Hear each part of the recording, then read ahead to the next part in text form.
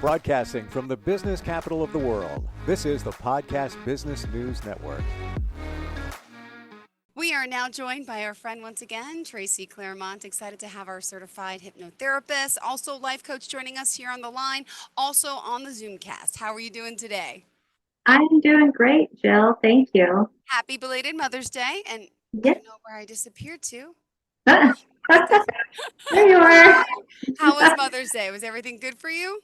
It was good. It was busy. I'm a very busy mother, running all over, chasing kids in their athletics and their sports. So we had a very busy day of both rodeo and softball all weekend. So Oh my yeah, goodness. and we also Wow. want to say Happy Mother's Day to all of those moms out there who put so much effort forth for their children and do so much to make everybody's world a beautiful place.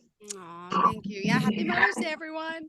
Yeah, Let's talk a little bit about you, the work you do for new people, just to reestablish a little bit about, how you could help them. absolutely. So I am a certified hypnotherapist and a life coach.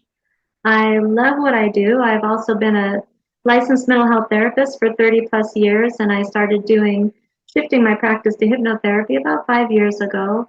I just love the outcomes that happen in hypnotherapy. It's just an amazing intervention, and I love being a guide for people's healing, and that's what I am as a hypnotherapist.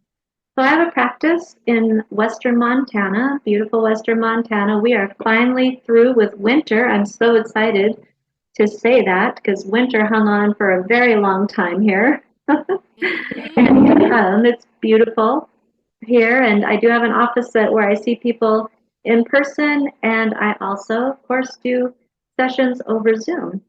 Oh, great. Well, thank you. And remind us of the website, how we can reach you. I do have a website now. It's tracyclairmonthypnotherapy.com. So that's TracyClairmont hypnotherapy.com. And I can also be reached via email at hypnowithtracy, TRICY, at Yahoo. All right, great. Yeah. I hear a little echo in the background. Is that me? Oh, I don't hear it on my Okay. end. All right, good, good. Every time I talk, I heard it coming through. It's like I'm hearing me in like your speaker or something. No? Oh, I'm Nope. not Okay, hearing good. anything. I'm going to stop talking anyway. So go ahead. What did you want to talk about for today? Even better. Well, Jill, I would love to just continue talking about hypnotherapy and how it can be helpful. We've talked about, some of the more well-known issues that people come to hypnotherapy with such as anxiety or self-confidence. They come for performance enhancement, sleep, weight loss. Those are all things that maybe come to mind for people when they think about hypnotherapy. But I wanted to talk about when people have issues that are less clear. So I often have people come to me either for mental health therapy or hypnotherapy, and they're coming saying that they have behaviors that they don't want to have anymore. And they say that, they really don't know why they make the decisions that they do because the decisions and the behaviors that they're engaged in are very self-sabotaging and self-destructive. And they come and they say that they don't know why they do it. It's like their brain says, I shouldn't be doing this. And then there's some kind of drive that moves them forward into behaviors that can be really self-destructive. Like they can threaten all that is good in their life, Mm-hmm. and they still move forward into those behaviors. And people come to therapy or hypnotherapy. Generally people think when they have that issues like that, they think of regular mental health therapy. Well, hypnotherapy can be extremely helpful for these kind of issues too. And when they say, I don't know why I do it, but I do it, I believe that they are not aware of Mm-hmm. why they're doing it. I knew it was wrong and I did it anyway. I don't know why. These are true statements because there's a lack of awareness. Maybe Jill, you've known people like that. Maybe people out there listening, maybe they're like that. I know I've engaged in behaviors at different times in my life that weren't in my best interest, but I was driven to do that. And I've had to take time and reflect back and try to figure out what that is about so that I can heal that and make better choices in the future. It can be really hard to be on the receiving end in relationship with somebody who has self-destructive behaviors and doesn't have awareness about why they're doing it. It can be really hard to be in relationship with people who do those things because it really requires a tremendous amount of patience and compassion. And when somebody is telling you, I don't know why I did it, when you're caught up in your feelings and you're hurt, that's not a very good answer to hear. You kind of get caught up in that, well, you did it, you chose it, you know it. So this can cause a lot of relationship damage. But I just, I want to say that I do believe that people honestly don't know sometimes why they choose self-destructive behaviors. So the $1 million question is, what drives a person to engage in behavior that has the potential to destroy all that's good in their life, right? Like what drives that? It's also hard to understand. However, I can assure you that all these behaviors are generated from experiences in childhood that we're carrying with us. Unresolved experiences, feelings from experiences in childhood. And then I hear from people when I say that, when I put it out there, I hear like, how can that be? How can that happened so many years ago be affecting me today? That doesn't make sense. Well, I just want to shed some light on why that actually makes sense. Sure. So I've said many times before in podcasts that our subconscious mind, it holds every memory of every experience we've ever had and the emotion attached to those memories. It's all in our subconscious mind. Our conscious mind gets us through our day. It tells us when to wake up. It tells us what to do first, second, and third. We're very thankful for our conscious mind because it moves us through our day. Our subconscious mind, though, is what dictates how we experience our day, how we feel throughout our day, how we interpret relational interactions throughout our day. It colors our perception of our daily experience. And this subconscious programming it's learned in our childhood. It has all to do with those behaviors that I'm talking about. Those behaviors that are so self-destructive in our lives. They're those behaviors that are negative, disempowering, self-sabotaging, self-defeating. So, we kind of get caught in this loop. We end up repeating painful feelings that we've experienced in our childhood all throughout our life without even having awareness of it. It's a loop of subconsciously repeating painful feelings that came from childhood experiences, trauma experiences. Now, so often those trauma experiences came at the hands of our caretakers, our parents, those people who were charged with taking care of us, protecting us, keeping us safe.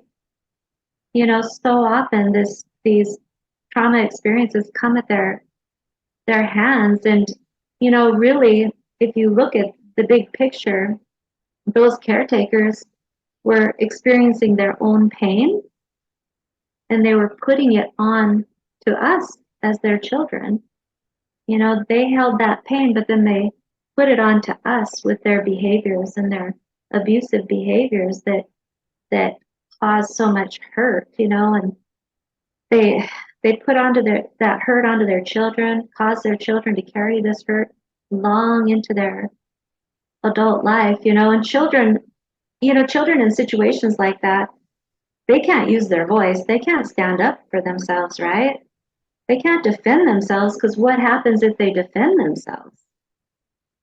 Then they get hurt more, right? Then that abuser hurts them more and it gets worse. So what ends up happening is they stuff all that emotion in and they focus on surviving. They hold it in and they focus on surviving, getting through their day, well, then they go into adulthood and they're still holding all of that in, right? There's so many studies, Jill, that show that nearly every health condition is a result of suppressed rage and emotional pain. You know, arthritis, chronic fatigue, digestive issues, migraines, all of those things, they come as the result of repeated firing of a negative emotion that it that firing repeats so often that it eventually starts to break down our bodies.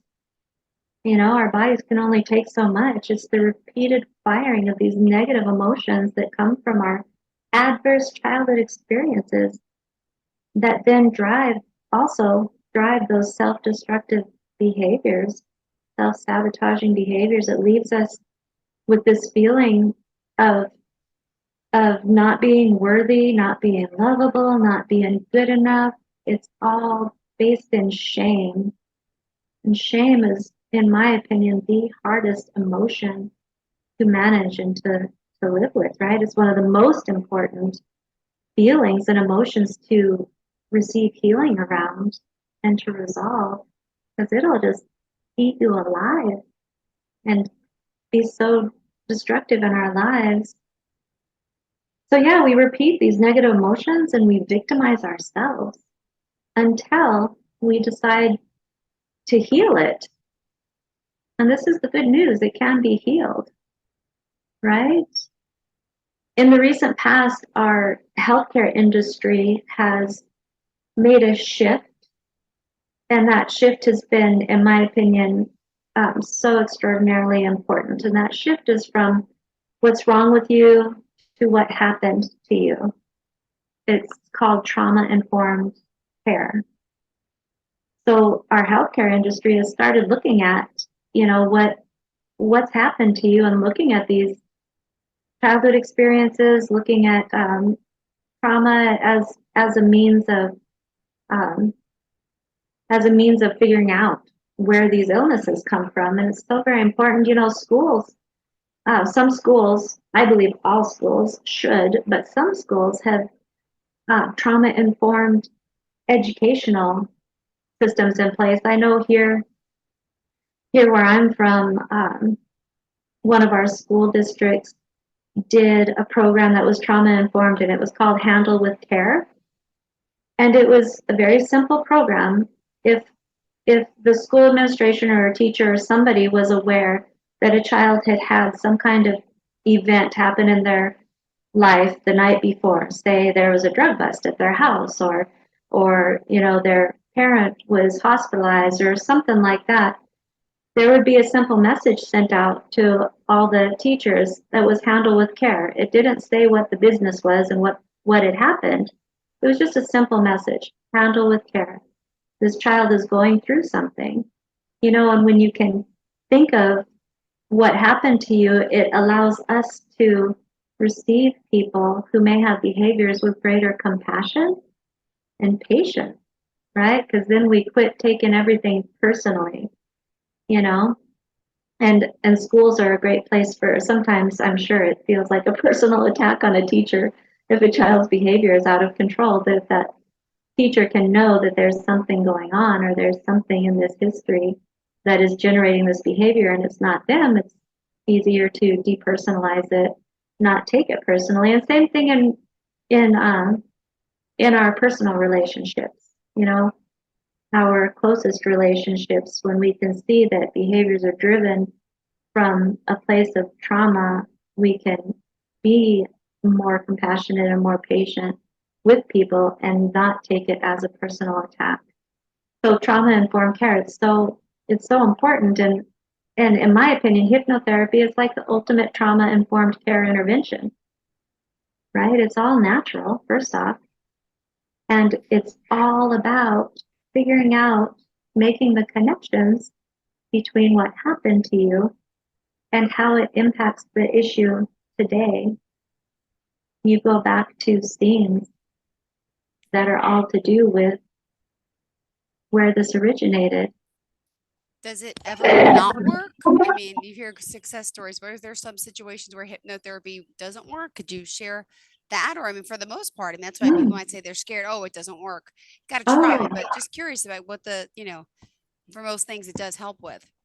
right. That's a great question. So, there may be instances where a person has a difficult time going to that deep place of relaxation. And there may be times where things don't come up for them. And when that happens, we can move forward and um, talk about, just go to places in childhood that are not bringing up scenes, and we can kind of give that client a little bit of practice with the hypnotherapy, right? And then we can send them home with a tape, or I could send them home with a tape where they kind of practice that self-hypnosis and they get comfortable with the process, right? Because there is no wrong way to do hypnotherapy. Like, you can't get it wrong. It's whatever is right for you, and we can go at whatever pace you are able and comfortable doing. So it may take more than one session to help a person first become completely relaxed and comfortable with it, so that those scenes will come forward. Um, there might be there's listening to your own personalized tape and practicing self-hypnosis is a great experience. It feels good. So that's something that can happen. Do you tape every session? Or how does it work? Or The just tape is a is certain part of only, it? right, the tape is only at the end. So we go through the session, we bring up the scenes, we do the healing, whatever is meant to happen during the session, and then I I say that we're going to now do the transformation. It's called the transformation. And that's where the client just sits back and listens. And I do a recording where I do a brief Oh yeah. induction, and then I put in all of the positive suggestions. It's like a picture of life without the problem. And um, the messages and the beliefs that are self-serving, they're all included in that recording at the end. And then it's provided to the person, and I ask that the person listen to that for 21 days, and that's so that new neural pathways can be developed. You know, our brains are malleable. They can grow at any age. We can develop new neural pathways at any age. So that's what the 21 days is of listening to that is meant for, to solidify it. All right. And just remind us, Tracy, how we can reach you. Would you mind just sharing again your website, any form of contact before we continue? Yes, my website is Tracy Clairmont Hypnotherapy.com, TracyClairmont Hypnotherapy.com. And I can also be reached via email, and that's hypnowithtracy, Tracy spelled Tracy at yahoo.com. And I also have an Instagram page that has the same name as the website, Tracy Claremont Hypnotherapy. Thank you so much. Yeah, All you're right, great welcome. conversation, but you got to try it. For someone to reach out to you to work with you, you offer initial consultation, correct? I And do. puts them at ease, right? No Oh, obligation, absolutely. no, but to reach out to try to get a start, why not, right? Right, and ask any questions that you have. I'm happy to answer them. Wow. All right, thank you. Any I know before we continue, is there any stories that you want to share? I love hearing client stories, Oh, not yes. about them personally, but just in Mhm. general, what this could help with that can maybe resonate with someone. Sure. So when I was doing training, I was watching a training video, and this was a person who had severe back pain, and Hmm. they'd gone to their doctor many times, tried to get help. They'd been given painkiller medications, things like that. Nothing relieved the pain, so she decided to try hypnotherapy.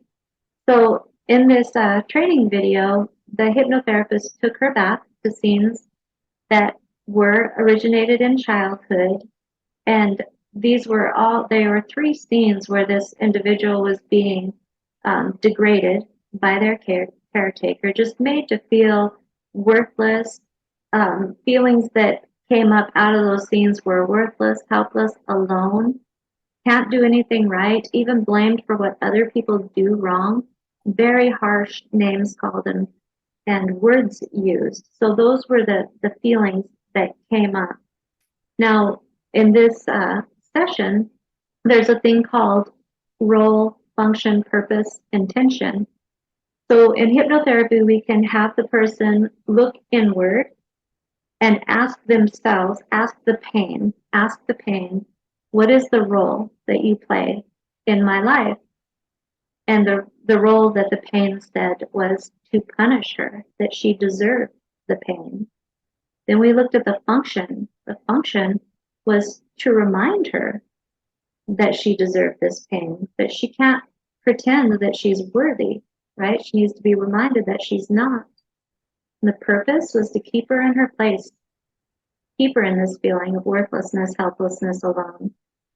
And the intention was so that she wouldn't forget who she really was. Like she couldn't fool the pain, right? So these issues, they play roles, they have a purpose and a function, and you can go inward and talk to that pain. And then you can do, this is a perfect example of adverse childhood experiences, how she held them inside for all these years and they played themselves out in her daily living as an adult, driving negative behavior and governing her perceptions of unworthiness and dictating her beliefs. And so she always felt kind of like she was very successful, but she felt like an imposter, right? Like she didn't want people to really know who she was because that belief was there. So we went in and in this training video, the hypnotherapist went in and did this thing called "That's Not Me." That's not me. So you do this thing with people where you can say, "That's not me because." That's not me because I'm no longer that child needing this. I am this many years old today. I don't need that. You can do "It's Not Me." You can go in, you can do a dialogue with the herder. I believe in this training video, they did do a dialogue with the herder who was the mother. And you can, in hypnotherapy, have a discussion, a dialogue with that herder and talk about how that made you feel. You can also talk to your parts. And I, again, believe in this training video that she talked to those parts of her, the pain. She talked to the pain. And she said, "You know what? This is not serving me anymore. I need you to stop. I'm not that person. I don't need to be reminded of unworthiness because I'm actually worthy. I am this many years old now. I am not that child. I don't need my mother in that way anymore. I can provide these things for myself. You serve no purpose for me anymore. You need to go away." Those are kind of healing things that are done. Now, when you're looking at physical ailments and pain and things like that, it may take a few sessions because these are not easy things to resolve. But it could take one session. I believe with this individual, she experienced great relief from the pain in her back. So you can continue. It can be more sessions. I know in my training, I was told that really significant chronic pain may take 3 or 4 sessions. It all depends on the person and what they're interested in.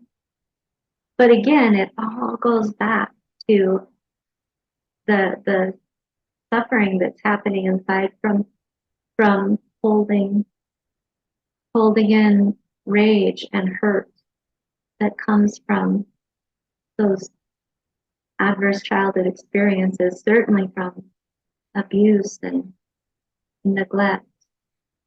It all comes, it seeps out one way or another, whether you let it out in a healthy way or whether you don't. It will come out. And the great news is that It's never too late to work on this stuff. It's Yeah. never too late to heal. And healing can happen. I've seen it a million times. Oh, you're Yeah. so sweet. Thank you. I love hearing Absolutely. that. I think it just resonates with so many people that they can be helped, they can be fixed. But yeah, you're right. It builds, and it just purges. So you can only suppress it so much. It's eventually going to come out. Right? And it might come out in physical ailments, or it might come out in these behavioral choices like Yeah. driving, self-destructive behavioral choices, and that you just don't want to engage in, but find yourself engaging in. Mm-hmm. It all comes out in some form or fashion. Thank you, Tracy. Would you mind sharing how we can contact you? You can contact me via email at hypnowithtracy@yahoo.com or over my website, and that's Tracy Clairmont hypnotherapy.com, and it is spelled TracyClairmont hypnotherapy.com. Thank you. You're Thank you. welcome. There's an awkward echo on my end every time I speak, so I'm not speaking much. Oh, I'm sorry. Oh, it's okay. I hear it only every now and then when I'm speaking to you. So I hope it's not on the recording. I'm going to be quiet now. It's time to go anyway. But thank you for the session today. I feel like it was a session. Are you looking for even more of the podcasts and hosts that you love? The Podcast Business News Network is proud to announce that you now have even more ways to listen live. Check out the MyTuner Radio, online radio box, and Simple Radio apps on iOS and Android, or find us online. Search for Business News Network on mytuner-radio.com, or search Podcast Business News Network on streama.com and onlineradiobox.com/US. Take your podcast on the go and don't miss a minute of the action.